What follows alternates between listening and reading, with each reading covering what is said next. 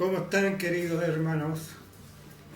Dios les bendiga. Un día domingo en la mañana acá estamos, ya los niños fueron a su actividad y nosotros estamos acá, los adultos, los que quedan, para continuar nuestra clase,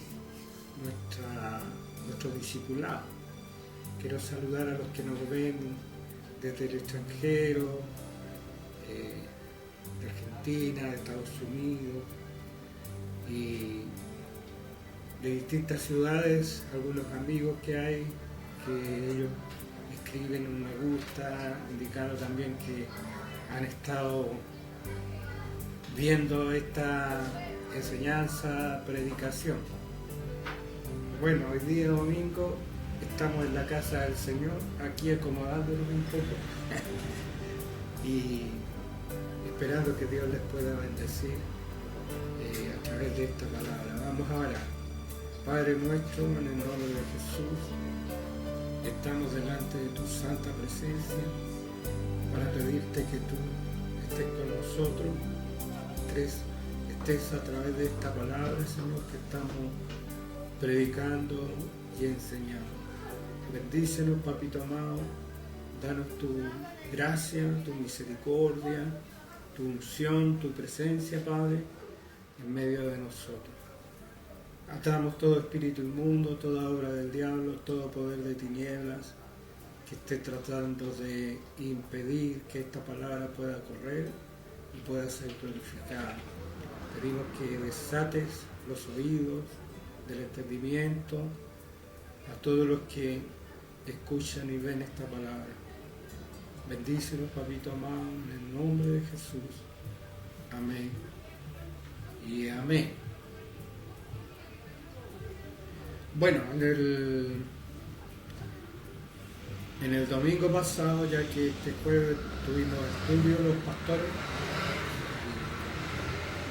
el viernes y el sábado estuvimos estudiando la palabra a través de un maestro que estuvo a través de Zoom entregando una enseñanza acerca del Espíritu Santo, muy buena, con el pastor Dale, que desde Estados Unidos, en su idioma, el traductor pudo enseñarnos verdades profundas acerca de los dones del Espíritu Santo y de la visión que nosotros tenemos que tener frente al neopentecostalismo y a estas corrientes que se están levantando hoy día, que surgen desde una raíz pentecostal, pero que han derivado en grupos, iglesias, que si bien son nuestros hermanos, si bien Dios está orando a través de ellos, pero a veces no son rigurosos con respecto a lo que la palabra dice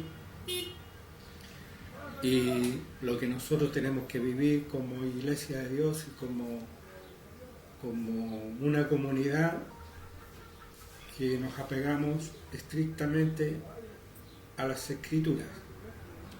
Bueno, aquí estamos una vez más, gracias a Dios, a los que nos ha dado la salud, la vida para poder estar en su casa y esperando también que Dios pueda ir obrando en aquellos que están enfermitos y los que están enfermitos pero que igual se esfuerzan, que Dios con mayor razón los pueda sanar y los pueda recuperar para que podamos seguir sirviendo al Señor.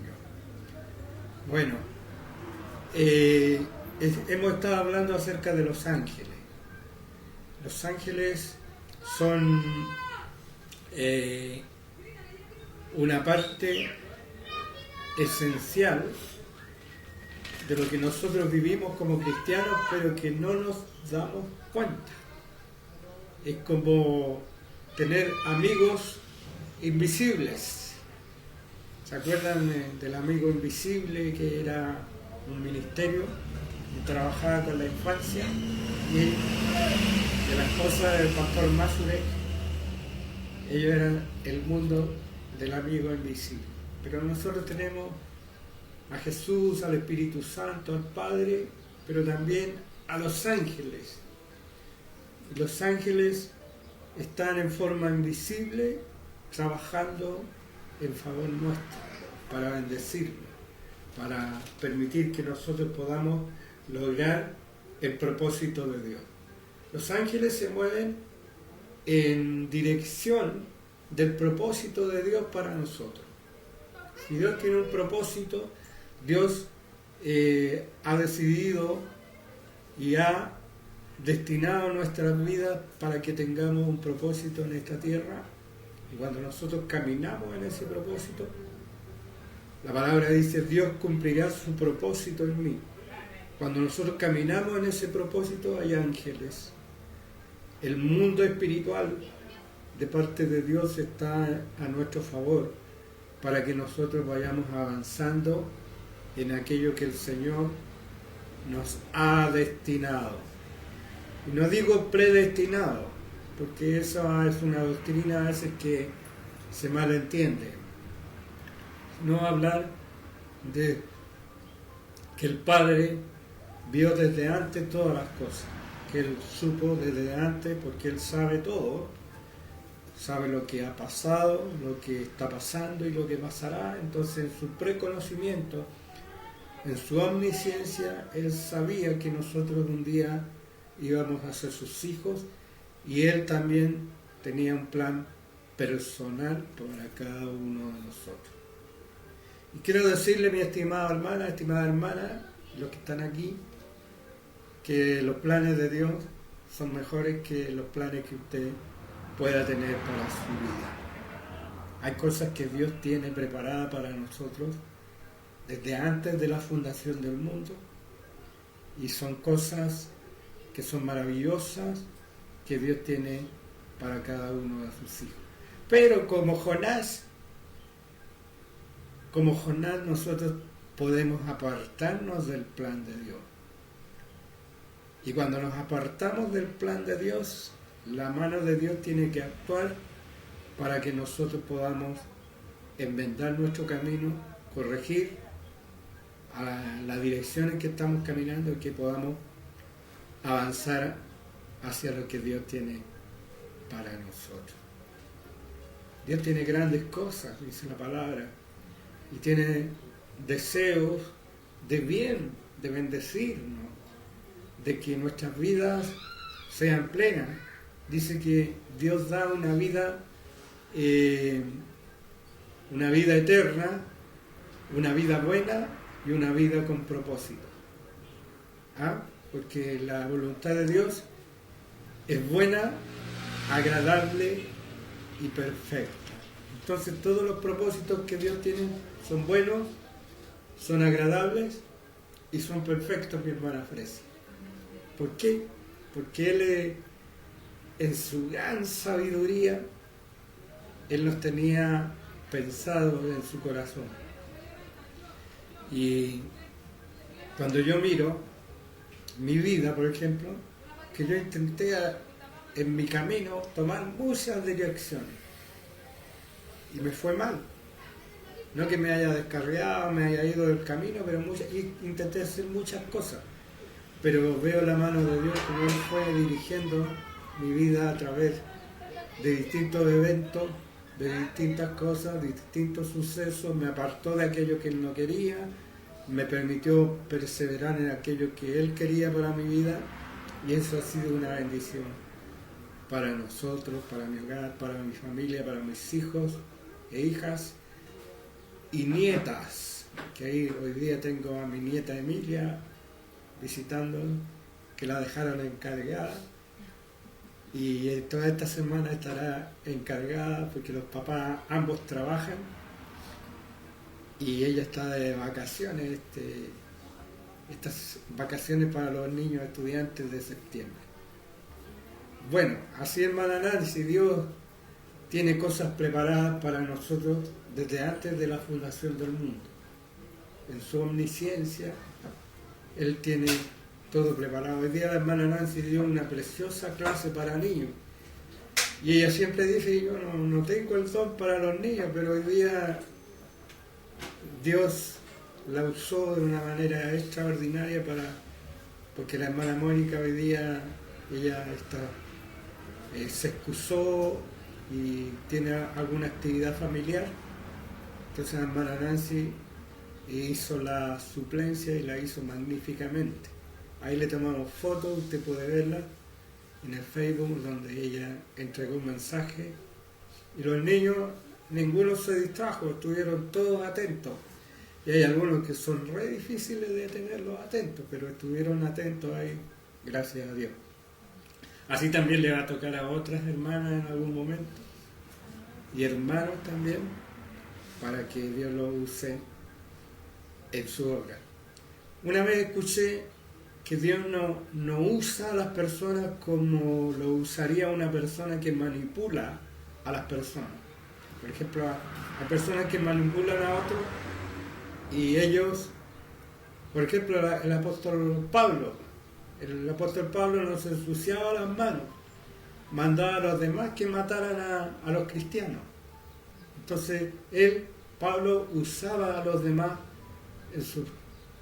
en su camino violento en contra de los hijos de Dios antes de conocer a Jesús. Pero Dios no es así.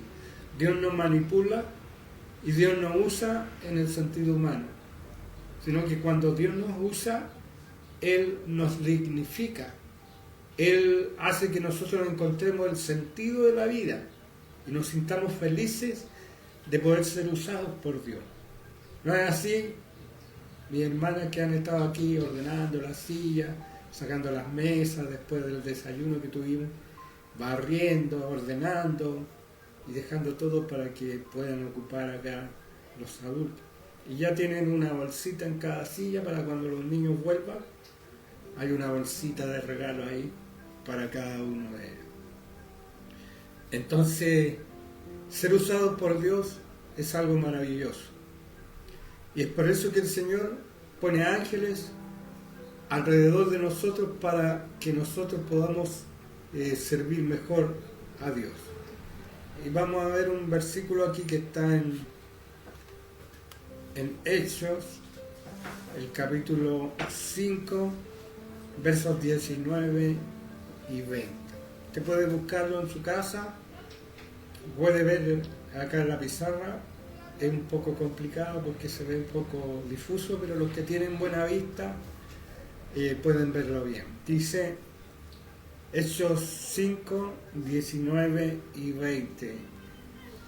Los que puedan compartir con sus amistades, con sus amigos, con sus grupos, compartan este mensaje que va a estar un mes y después ya no va a estar, porque Facebook está eliminando los mensajes después de un mes. Entonces compártalo y así podemos llegar a más personas. Entonces Hechos 5 dice: mas un ángel del Señor, abriendo de noche las puertas de la cárcel y sacándolos, dijo: id, y puestos en pie en el templo, anunciar al pueblo las palabras de esta vida. Entonces, hay dos instancias en donde ángeles que están en el libro de los Hechos sacan a alguien de la cárcel. Tres en estos momentos. Una es esta de los apóstoles, donde todos son encarcelados. Poco se habla de esta palabra. Dice que todos los apóstoles fueron encarcelados y un ángel del Señor abrió las puertas de la cárcel, los sacó y les dijo: id puestos en pie en el templo, anunciar todas las palabras de esta vida. La otra instancia es cuando el ángel libera al apóstol Pedro y lo saca de la cárcel, y Rode va a abrir la puerta, y donde estaban orando por Pedro, y cuando ve a Pedro no le abre la puerta, sino que deja había como una rejilla, así que tenía las puertas antiguas, la abrió y vio a Pedro y fue a avisar, no le abrió. Entonces Pedro tuvo que quedar esperando y ahí después los hermanos abrieron la puerta y vieron a Pedro que un ángel lo había rescatado de la cárcel. Y la otra también, cuando Pablo y Silas estaban, después de ser azotados, dice que vino un ángel y hubo un terremoto y cayeron las cadenas y el cepo donde estaban también se abrió y fueron sacados, pero el carcelero se iba a matar y el Señor le dijo: no te hagas daño porque aquí estamos todos. Y ese carcelero de la ciudad de Filipos creyó junto con toda su familia. Y ahí los católicos hablan que los bautizó, entonces dicen que el bautismo de niños es correcto cuando no habla de toda su familia, pero no habla de niños que se bautizó. Pero los católicos le hacen el arreglo ahí. No, el bautismo es para los que creen. Y porque es un símbolo de lo que se ha producido dentro de nuestro corazón cuando nosotros somos salvados, somos perdonados. Entonces el Señor y nosotros damos testimonio a través de esta enseñanza de la Biblia.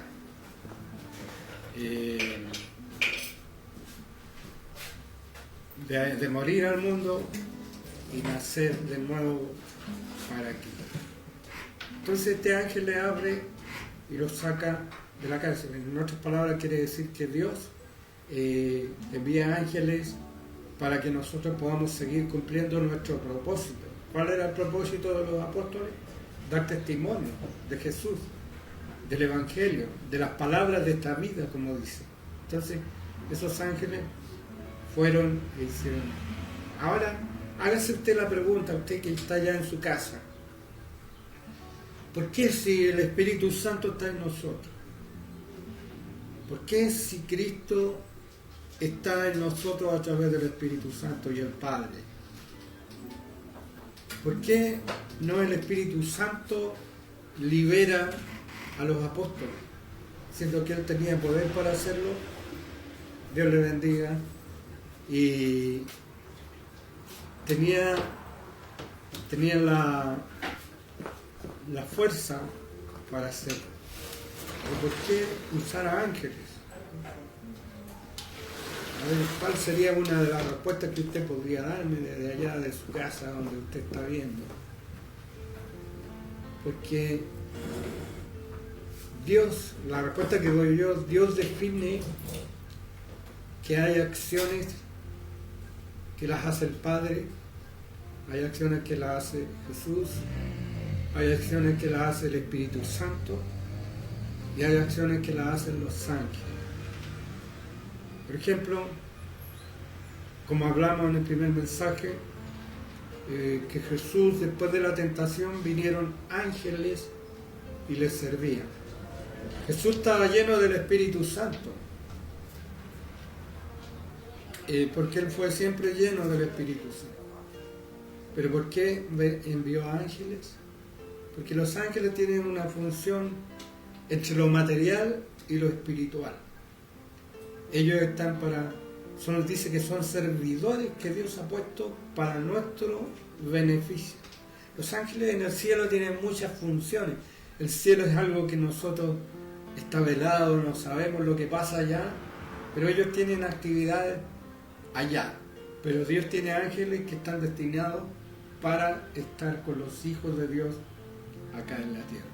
Incluso dice que los niños tienen un ángel. Dice, hay una palabra que se intuye que ellos son testigos de lo que les pasa a los niños. Ahora hay niños que han sido violados, hay niños que han sido maltratados. ¿Y por qué el ángel no actuó? Bueno, eso es algo que está fuera de nosotros, pero hay muchos casos en donde ángeles han cuidado y han guardado a los niños y a nosotros. A veces hay un propósito, la maldad tiene un propósito y Dios a veces esas personas, cuando Él las rescata, tienen esa experiencia y pueden entender a los demás. Y lo digo por un caso muy cercano a nuestra familia, de esas circunstancias, pero que permite que hoy día esa persona que es muy cercana pueda servir entendiendo esto y entendiendo a las mujeres que han vivido esta realidad.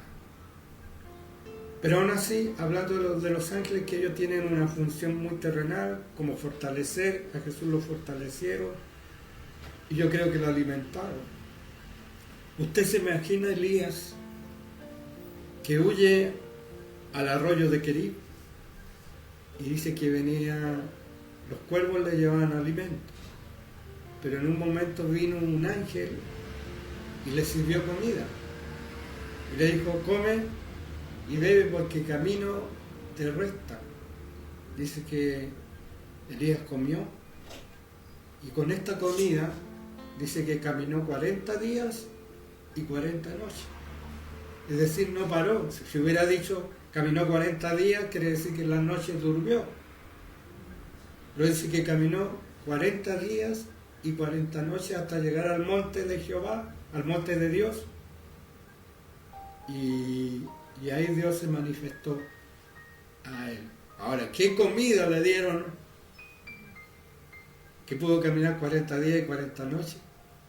Sin tener sueño, sin tener cansancio, agotamiento.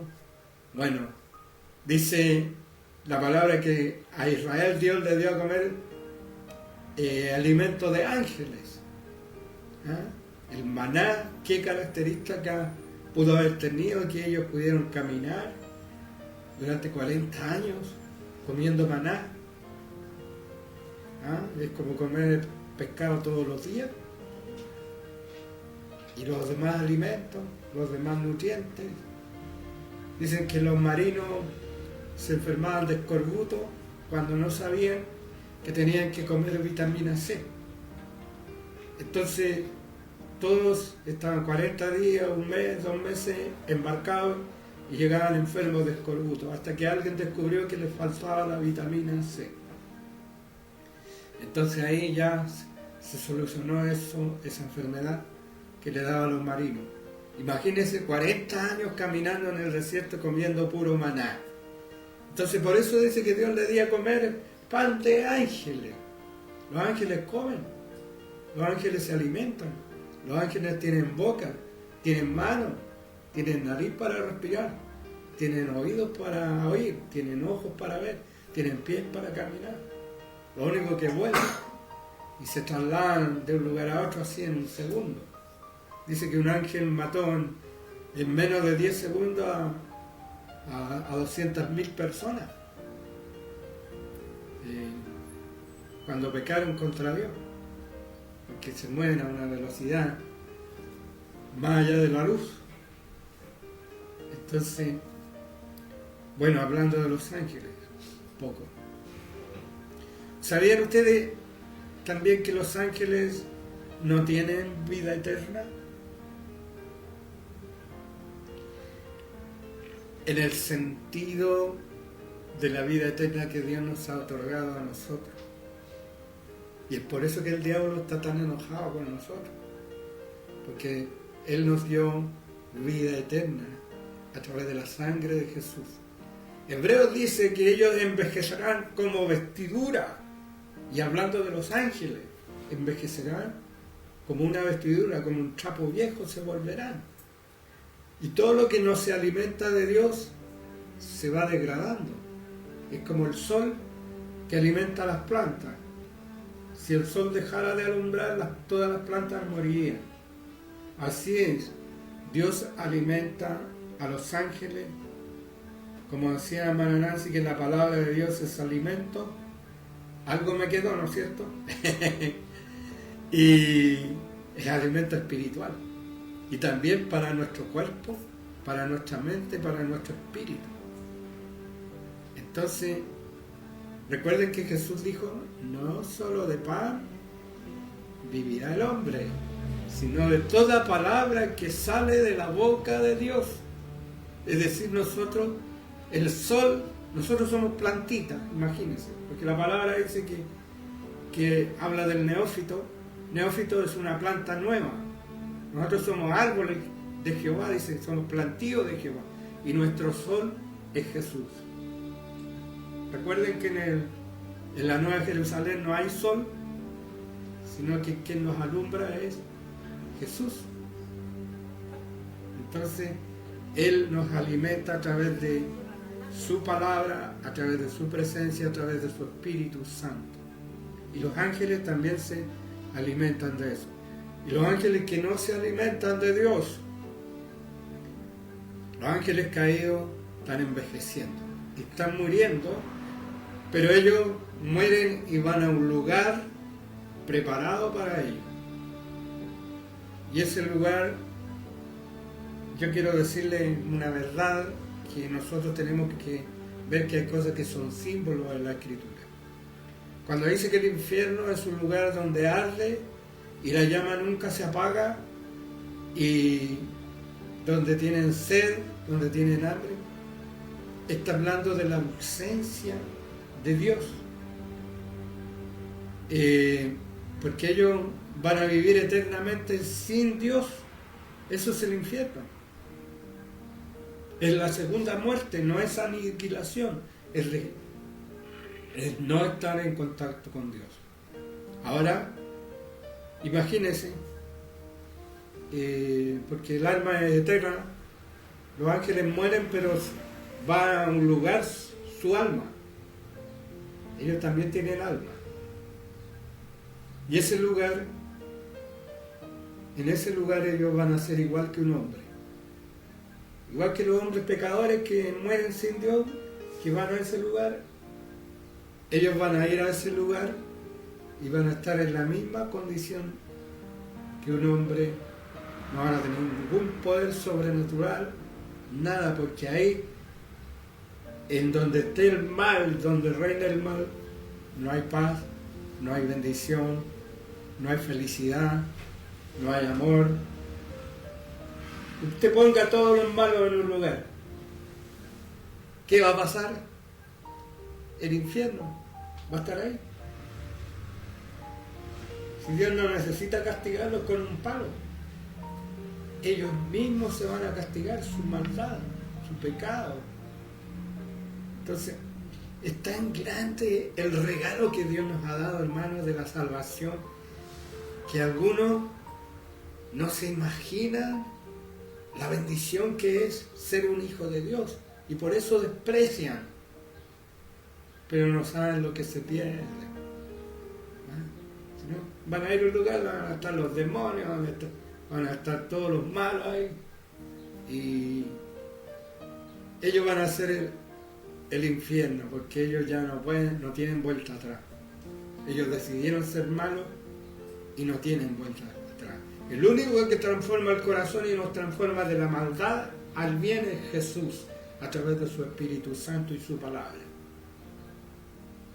Pero ellos ya son contumaces, rebeldes, ellos ya decidieron su camino y optaron vivir sin Dios. Bueno, ahí, que se las arregle cuando se mueran. Por eso los ángeles mueren, porque no tienen vida eterna. Nosotros morimos físicamente, pero no morimos porque tenemos la vida eterna. Y dice que Jesús es el que nos da la vida eterna, y Él la da a quien Él quiere. Especialmente la condición para recibir esa vida eterna es creer, tener fe en Jesús, creer en Él y seguirle. Entonces un ángel, aunque nosotros a veces exaltamos un poco el poder de las tinieblas, porque no nos damos cuenta de lo que somos, los ángeles ya no tienen poder, no tienen fuerza, aquellos que se han apartado de Dios. ¿De qué se alimentan ellos? De la maldad de las personas que viven en maldad, y ellos toman el cuerpo de una persona porque ya no tienen fuerza en sí mismos. Tienen que tomar el cuerpo de una persona para activar, para vivir, para hacer todos sus deseos engañosos y pecaminosos. Por eso que viene la posesión demoníaca en una persona. ¿Por qué si los ángeles caídos pueden tener su propia vida, pero no la pueden porque ya están debilitados? Recuerden qué es lo que hizo Jesús cuando Él vino y murió en la cruz. La palabra dice que Satanás heriría al Señor en el talón, pero dice la palabra que el Señor heriría a Satanás en la cabeza. Es la primera profecía que aparece en el Antiguo Testamento, en el Génesis, con respecto a Jesús. Entonces, una herida en la cabeza, ¿qué significa? Una herida mortal. La herida en el talón es una herida que va a sanar, porque Cristo murió pero resucitó. No fue una herida mortal la que le hizo Satanás. Si bien lo hirió, lo mató, pero el Señor resucitó. Entonces esa profecía se cumplió, pero Satanás está herido en su cabeza. Y todo el reino de Satanás está herido en su cabeza. Ahora el Señor a nosotros nos ha dado una espada. La espada del Espíritu, que es la palabra de Dios. Espada, hermana Nancy, usted inspirada por Dios, habló de la espada hoy día. Pero la espada no es un objeto ornamental que nosotros llevamos de bonito en nuestros cintos. La espada es un arma. Y esta espada, que es la palabra de Dios en nosotros, cuando nosotros la pronunciamos, cuando nosotros la vivimos, la experimentamos, entonces se convierte en un arma. Y esta arma hiere a Satanás y a los demonios. ¿Por qué? Porque la espada corta, la espada traspasa, la espada golpea y puede con su canto cortar una cabeza, y con su borde exterior puede también noquear a alguien y corta a derecha y a izquierda. Muchos cristianos no sabemos el poder que Dios nos ha dado porque no hemos entendido el poder que tiene la palabra de Dios en nosotros y la espada del Espíritu, que es la palabra de Dios. No estamos indefensos, aunque tenemos ángeles, y los ángeles a veces tienen que cuidarnos como niños, el niño que toma la leche, que no sabe discernir todavía, que no tiene entendimiento. El ángel tiene que pelear la batalla por aquel hermanito ahí que no sabe pelear por sí mismo.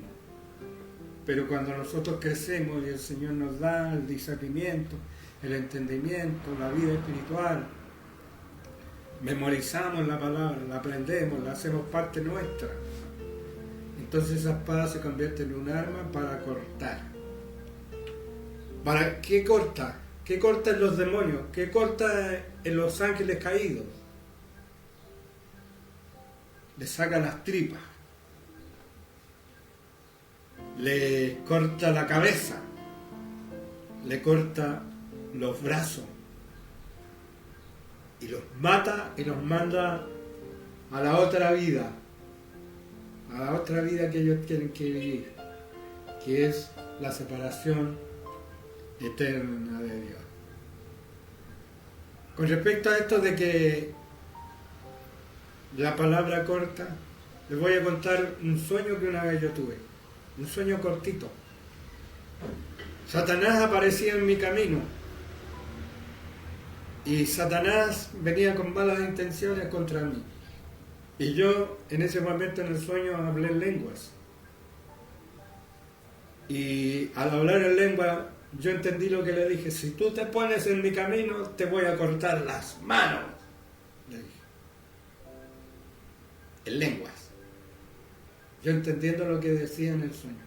Entonces, si estaban presentes las lenguas y yo entendía lo que estaba diciendo, quiere decir que era un sueño de Dios. y que nosotros tenemos poder y autoridad para destripar, para cortar, para destruir al enemigo. Por eso que a veces el enemigo se anda con cuidado con aquellos que saben las herramientas, las armas que Dios, con las que Dios ha equipado a los hijos de Dios. Entonces uno puede usar un versículo bíblico y aplicarlo, pero también internalizar, porque uno no sirve de nada usar la palabra si no santificamos. Tenemos que santificarnos por el Espíritu Santo y la palabra. Tenemos que vivir en comunión con Dios para poder saber usar. Dice la palabra, vestidos en la armadura de Dios. Toda la armadura. Y para vestirse de toda la armadura tenemos que orar, hermano. Tenemos que consagrarnos a Dios. Tenemos que vivir la palabra. Entonces ahí habla del escudo de la fe, la espada del Espíritu, que es la palabra de Dios. Entonces, esos demonios, esos ángeles caídos tienen la debilidad. ¿Cuál es su debilidad? Primero, que se desconectaron de Dios. Por lo tanto, están envejeciendo y no tienen la fuerza. Tienen que usar cuerpos humanos para poder moverse, para poder caminar, para poder activar. Es cierto que hay ángeles que son poderosos, ángeles caídos que aparecen en el libro de Daniel, pero de la muerte de Jesús, todo eso ha cambiado mucho. Así que los ángeles sangran. Escribí yo un artículo, porque Dios nos ha dado una espada que corta. No sangran sangre y carne humana, pero sangran en su naturaleza. Por eso nosotros debemos tener claro que los ángeles caídos no son del grado que muchas veces nosotros le damos y la importancia que le damos. Porque en primer lugar nosotros tenemos al Espíritu Santo, tenemos la presencia de Jesús a través del Espíritu Santo y del Padre, y a través del Espíritu Santo tenemos la unción. También tenemos el sello del Espíritu Santo. ¿Qué quiere decir? Que cuando usted tiene el sello del Espíritu Santo, quiere decir que usted es propiedad de Dios. Y al ser propiedad de Dios, Satanás no le puede tocar, ni puede entrar en su cuerpo si usted no se lo permite. Porque usted tiene el sello de Dios. La palabra dice que vosotros fuisteis sellados con el Espíritu Santo de la promesa. El sacerdote llevaba una corona que decía santidad a Jehová, una corona de oro, el sacerdote del Antiguo Testamento. Nosotros no tenemos una corona de oro, tenemos algo más importante que el oro y la plata, y es el Espíritu Santo que nos ha puesto un sello sobre nosotros. Hay un ejemplo en el Antiguo Testamento. Caín, que mató a su hermano Abel, dice que Dios tuvo que ponerle una marca sobre su frente para que no viniera otra persona y le matara. Ese era un sello, no un sello de bendición ni luminoso como el sello que Dios nos ha dado, el sello del Espíritu Santo.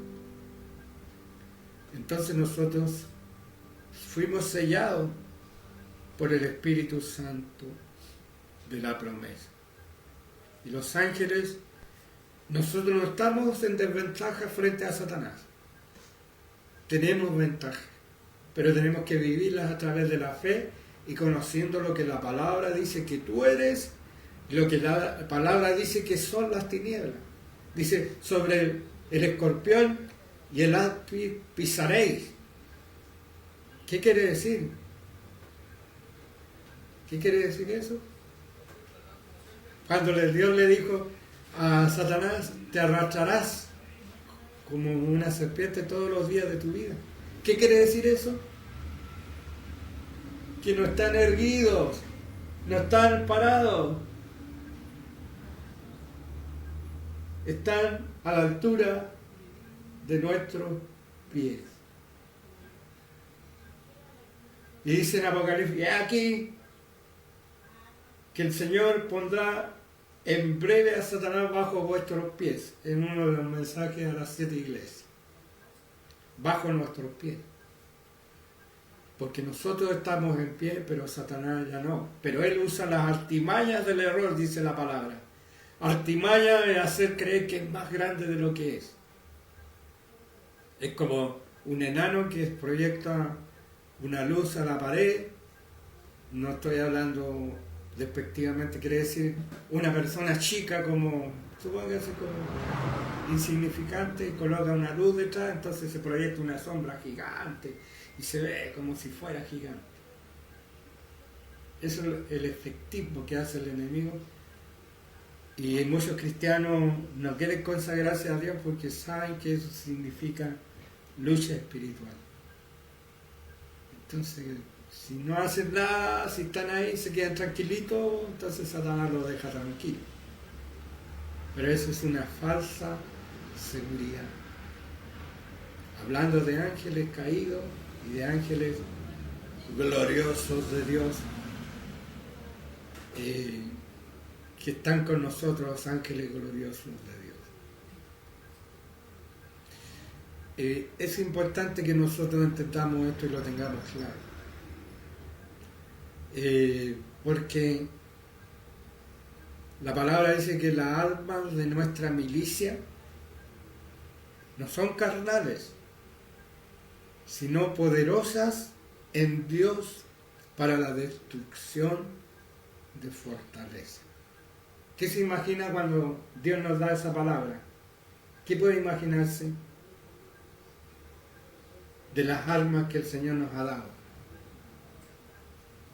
Habla primero que son poderosas, que no son carnales, no son humanas, no es con fuerza bruta que vamos a solucionar los problemas, sino espirituales, poderosas en Dios. Recuerden que nosotros somos las plantitas y el sol, el Dios para nosotros nos da esa luz y nosotros podemos ejercer poder en Dios, dependiendo de Dios, siendo alimentados por Dios, recibiendo la fortaleza de Dios para la destrucción de fortaleza. ¿Qué se imagina cuando dice algo que destruye una fortaleza? Un misil espiritual. Y no que yo diga y yo declaro y yo no, sino que a veces nosotros a través de nuestra fe podemos destruir los planes del enemigo, destruir las fortalezas del enemigo. Y el enemigo edifica fortaleza en las mentes, en los corazones, con conceptos, con ideas, con pensamientos, con ideologías. La ideología que ustedes saben que está permeando la sociedad hoy día, el famoso progresismo. Cuando alguien le diga que es progresista, ojo, no son progresistas, son todo lo contrario a eso. No es que esté hablando de política, hermano, pero sí debemos dar una orientación que las ideologías de género,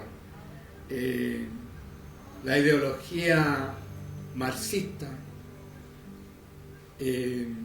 todas esas ideologías que plantean el ateísmo, que plantean eliminar a Dios, porque Dios es algo arcaico, porque la Biblia es algo pasado de moda. Escuchamos a una presidenta que dijo eso, ¿se acuerdan? Todos ellos dicen que la religión es quedar en ideas arcaicas, en el pasado. Se olvidan que Dios está siempre vigente, que su palabra está siempre vigente. Esas ideologías que plantean el ateísmo, ideologías que plantean el anticristo. Le dispararon ahí a Kirk, un hermano nuestro, por esas ideologías que están en contra de aquello que se levanta contra el espíritu del anticristo, porque les estorba, La iglesia les estorba, la palabra de Dios les estorba para sus planes. Y es por eso que nosotros podemos usar esas armas poderosas en Dios para la destrucción de fortaleza. Dice la palabra, llevando cautivo todo pensamiento a la obediencia a Cristo. Entonces, nosotros tenemos una labor muy importante. Tenemos que saber que el mundo espiritual no es lo que nosotros pensamos, es lo que la palabra dice que es el mundo espiritual. ¿Y usted a quién tiene que creerle? ¿Al mundo o a la palabra?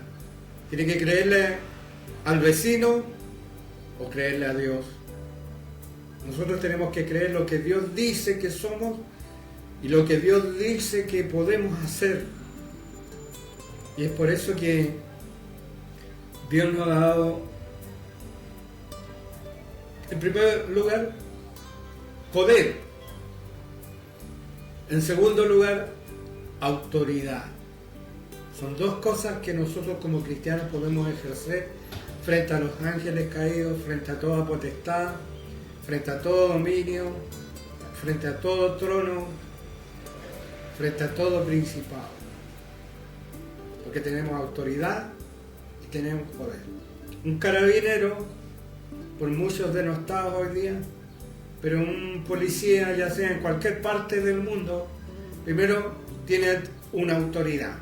¿Y cómo nosotros detectamos esa autoridad? Porque lleva un uniforme o tiene una placa que lo identifica como tal. Y segundo, tiene poder, porque el Estado le ha dado un arma para poder imponer esa autoridad. Entonces, por eso nosotros los cristianos tenemos nuestra identidad como hijos de Dios, como funcionarios del reino. Somos hijos de Dios y tenemos poder a través del Espíritu Santo. Los dones, los carismas, la manifestación del poder de Dios carismático sobre la iglesia.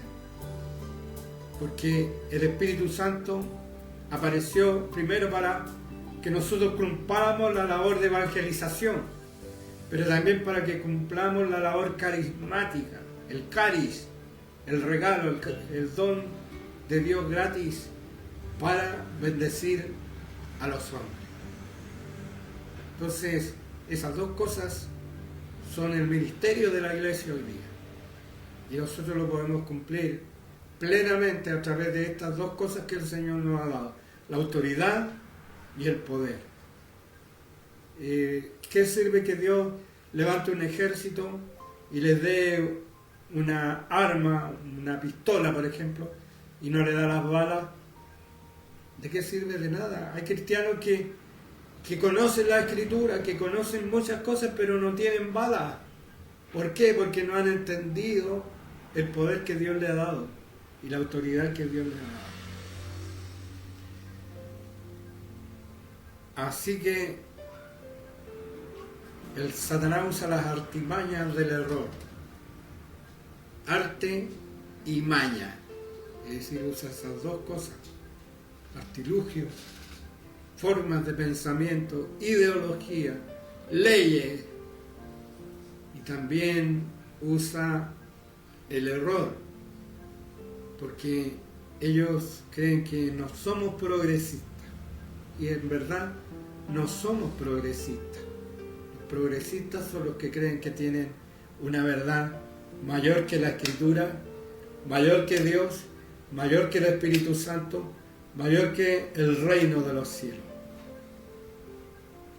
Bueno, yo tengo un amigo que es comunista, el Hugo Cárcamo. No sé, él nunca va a escuchar esta predicación, pero él se ríe de nosotros y en cierto modo dice que nosotros pretendemos instaurar una teocracia. No, nosotros no pretendemos una teocracia. Y quiero que lo sepan y tengan claro. El único que va a instaurar el reino de Dios en la tierra es Jesús, cuando Él venga y ponga los pies sobre el monte de los olivos. Él, la iglesia no está llamada a ser un ente político, sino a proclamar el reino de Dios, a proclamar la verdad, que los hombres se conviertan a Cristo, que se conviertan espiritualmente. ¿No es que Pedro tenía esa idea? Sacó la espada y le cortó la oreja a Malco, porque él tenía la idea de un reino terrenal hasta ese entonces, de que Jesús iba a gobernar como la raíz de David, como un reino terrenal. En lo que cayó Judas, que creyó que Jesús era un rey terrenal y después se dio cuenta que su reino era espiritual y fue y lo vendió. Entonces nosotros, el reino de Dios está ya en la tierra. Cuando Jesús vino, murió por nosotros, el reino está creciendo como la levadura, como las parábolas del reino, silenciosamente. Pero el Señor no obliga a nadie. El Señor no impone a nadie su reino. El reino se acepta voluntariamente y es un reino espiritual. No es que dijo, si mi reino fuera de este mundo, mis personas, los que me siguen lucharían por mí. Y ahí a Pilato le dijo, ninguna autoridad tendría si no te fuera dado del cielo.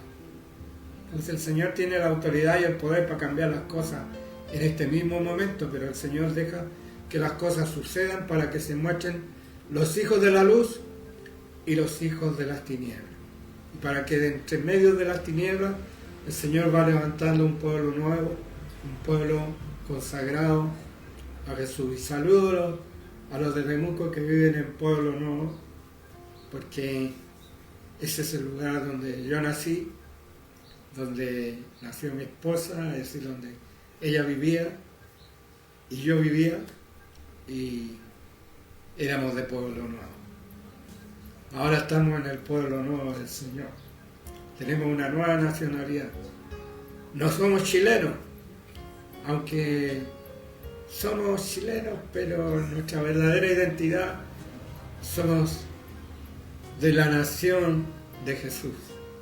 Somos un pueblo nuevo, una nación nueva, una nación santa, pueblo adquirido por Dios para anunciar las virtudes de aquel que nos llamó de las tinieblas a su luz admirable. Y como también dice la palabra, que Él nos dio una nueva nacionalidad, y es ser funcionarios e hijos del reino de Dios. Nuestra nación está en los cielos. En los cielos, en el concepto cielo, significa en el reino de Dios. ¿Qué otra cosa más podemos sacar? Que los ángeles, vamos a hablar de los ángeles buenos, los ángeles de Dios tienen voluntad, tienen intelecto y tienen emociones. Son parecidos a nosotros, pero no son iguales que nosotros. Hay una diferencia y totalmente diametral. La diferencia es que nosotros somos redimidos. Nosotros experimentamos el mal y las consecuencias del mal. Experimentamos el dolor, la debilidad, el hambre, la flaqueza, el sueño, el dolor. Y los ángeles, ellos viven en un estado de bendición. Entonces poco podrían ellos entender lo que nosotros vivimos, pero sí Jesús lo entiende, porque Él pasó por todo eso. Entonces, mirando la hora, ya llegaron los niños, vamos a orar. Padre nuestro, gracias por esta palabra que nos has dado, que puedas tú bendecir a muchos, que puedan tomar sus almas, que puedan ser verdaderamente discípulos de tu Hijo Jesucristo. Y gracias, Señor, por tu palabra, y bendice a cada uno de los que han oído esta palabra. En el nombre de Jesús. Amén. Y no se olvide compartir, poner un me gusta, un saludo. Dios los bendiga.